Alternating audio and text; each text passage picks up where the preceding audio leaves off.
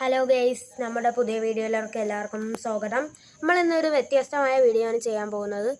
ഇന്ന് നമുക്ക് സ്വന്തമായിട്ട് പാട്ട് എഴുതുകയും അത് പാടുകയും ചെയ്യുന്ന ഒരു അമ്മമ്മയെ നമുക്ക് പരിചയപ്പെടാം.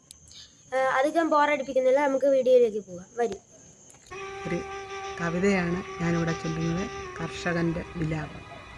കരകവിഞ്ഞൊഴുകുന്ന വർഷകാലത്തിൽ കലിതുള്ളി അലറുന്ന നദിയും കടന്ന് ഇടതടവില്ലാതെ പെയ്യുന്ന മഴയത്ത് പരപ്പൻകാടിൻ്റെ ഞാറുനടിൽ പാട്ടുമായി ഇടയ്ക്കോട് രമാദേവിയമ്മ.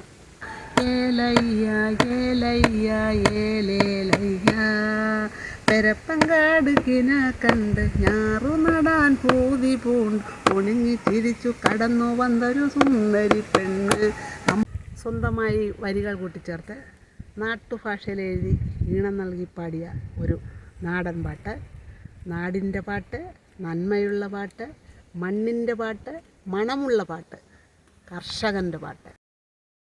തരിവാൾ കയ്യിലേന്തിയ ഇന്നലയുടെ നാളിൽ ഒത്തുചേർന്നു കൊയ്തെടുത്തു ഇന്നിവിടെ യുവാക്കൾ